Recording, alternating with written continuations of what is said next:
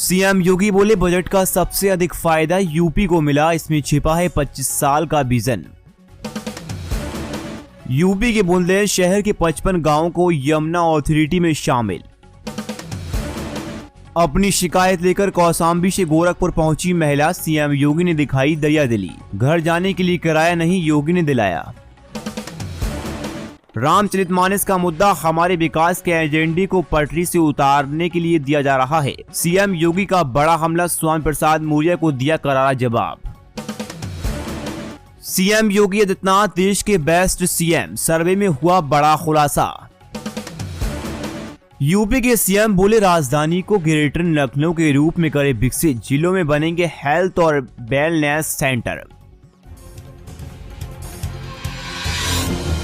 बड़बोले स्वामी प्रसाद मौर्य को सीएम योगी ने दिया करारा जवाब, बोले हिंदू एकता बेवजह की कोशिश बंद कर दी।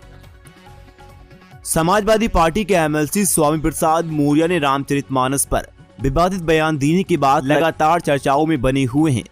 इस बयान के बाद से लगातार सपा नेता के खिलाफ विरोध हो रहा है। सत्ताधारी पार्टी भाजपा बीजेपी में लगातार सपा पर हमला बोल रही है। अब इस विवाद पर सीएम योगी आदित्यनाथ की प्रतिक्रिया आई। पहली बार सीएम योगी ने इस मुद्दे पर अपना बयान दिया। मुख्यमंत्री योगी आदित्यनाथ ने विवादित बयान देने वालों पर नाराजगी जताते हुए कहा, व्यर्थ के मुद्दों को उठाकर समाज का माहौल खराब करने की कोशिश की जा रही है। ओबीसी समाज पहले भी हिंदू था, आज भी हिंदू है। अनावश्यक रूप से एक नई बहस को जन्म देने का प्रयास किया गया। सीएम योगी ने कहा, जिन्होंने यूपी की छवि को पहले नुकसान पहुंचाया, यहाँ के युवाओं के लिए पहचान का संकट पैदा किया और लोगों को परेशान होने दिया, वे ही अब खुद को परेशान होकर रामचरितमानस को लेकर विवाद कर रहे हैं।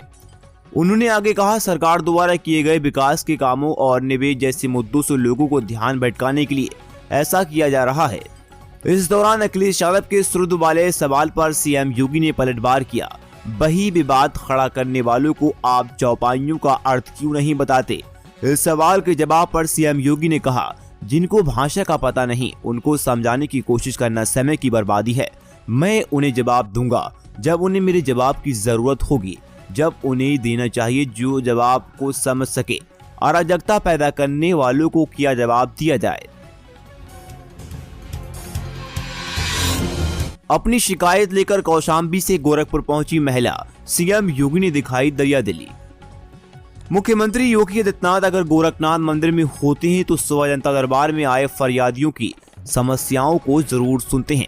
सीएम योगी ने गोरखपुर सुबह जनता दर्शन के दौरान कौशाम्बी से आई महिला की पहली समस्या सुनी।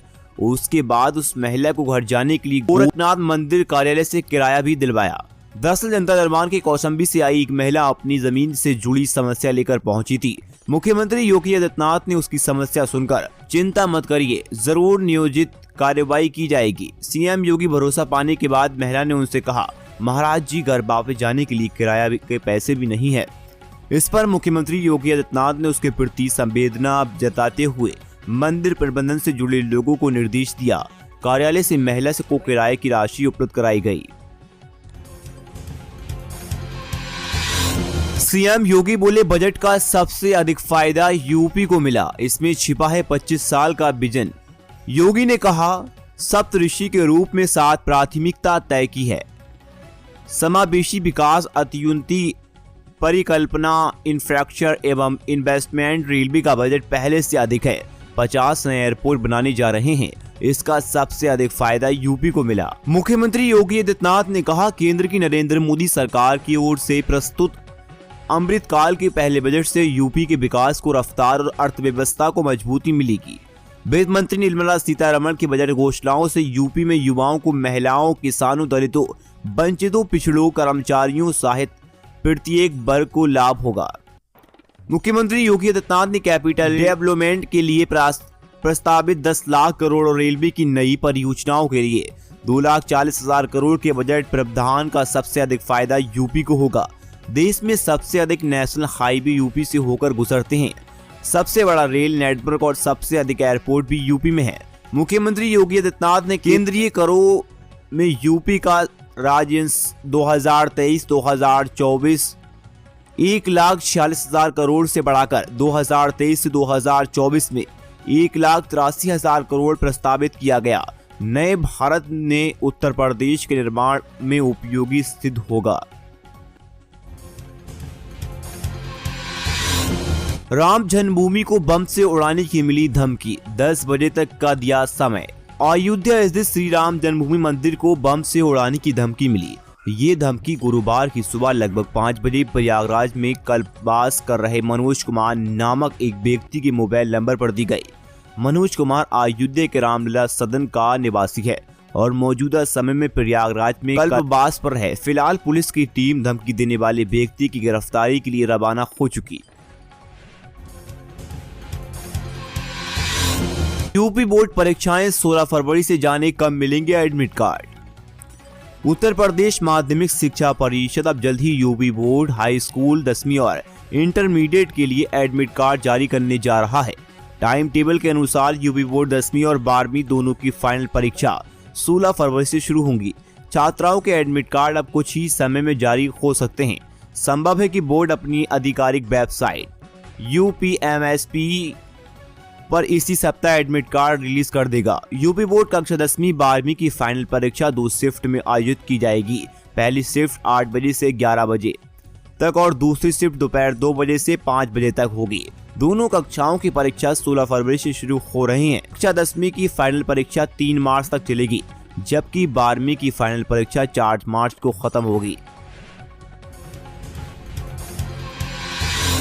यूपी में नए एयरपोर्ट की घोषणा, लखनऊ प्रयागराज एयरपोर्ट को नए टर्मिनल मिलेंगे। केंद्र सरकार ने घोषणा की है कि वित्तीय वर्ष 2023-2024 में उत्तर प्रदेश को 50 नए हाईवे अड्डे मिलेंगे। अब तक यूपी में नए हाईवे अड्डे चालू हैं, जबकि शेष 9 पर काम चल रहा है। लखनऊ, वाराणसी, बरेली, हिंडन, आगरा, प्रयागराज, गोरखपुर और कुशीनगर में परिचालन हवाई अड्डे हैं। इनमें से लखनऊ, वाराणसी, कुशीनगर में अंतर्राष्ट्रीय हवाई अड्डे हैं। सोनभद्र, अलीगढ़, आजमगढ़, चित्रकूट, श्रावस्ती, मुरादाबाद, कानपुर, अयोध्या, नोएडा और सहारनपुर में एयरपोर्ट निर्माणाधीन है। नए हवाई अड्डा लखीमपुर खीरी के पलिया कस्बे में बनाया जाएगा, जो नेपाल की सीमा से लगा हुआ है। सरकार को एयरपोर्ट की फिजिबिलिटी रिपोर्ट मिल गई। वहां एयरपोर्ट की जरूरत है, यहाँ नहीं। इस पर सरकार ने सर्वे कराया। उन्होंने रिपोर्ट में मिला है कि इस बीच लखनऊ के उमासी एयरपोर्ट में नया टर्मिनल और रनवे बनेगा। 2025 के कुंभ मेले को देखते हुए प्रयागराज में एक टर्मिनल रनवे भी बनाया जाएगा। आगरा में भी नया टर्मिनल बनेगा। यूपी के बुलंदशहर में 55 गांव यमुना अथॉरिटी में शामिल। उत्तर प्रदेश में बुलंदशहर के 55 गांवों को यमुना अथॉरिटी में शामिल करने के लिए मंजूरी मिल गई। राज्यपाल आनंदीबेन पटेल ने इस संबंध में राज्य सरकार को मंजूरी दी।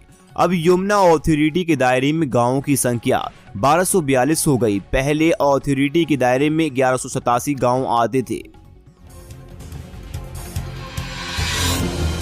बनारस की रीबू श्रीवास्तव को सपा में मिली बड़ी जिम्मेदारी, बसपा सरकार में चलाया था बड़ा आंदोलन। वाराणसी की रीबू श्रीवास्तव को समाजवादी पार्टी में बड़ी जिम्मेदारी मिली। गुरुवार को उन्हें महिला सभा का प्रदेश अध्यक्ष बनाया गया। रीबू श्रीवास्तव ने महंगाई के खिलाफ बसपा सरकार में बड़ा आंदोलन चलाया था। सर्किट हाउस के सामने आंदोलन के दौरान पुलिस को उन्होंने दौड़ाकर लाठियां छीन ली थी। इस घटना के दूसरे ही दिन पुलिस ने उन्हें दौड़ा कर पीटा था। इसके बाद से शहर में एक दिन रीबू का और एक दिन पुलिस का नाम से रीबू श्रीवास्तव जानी जाती हैं।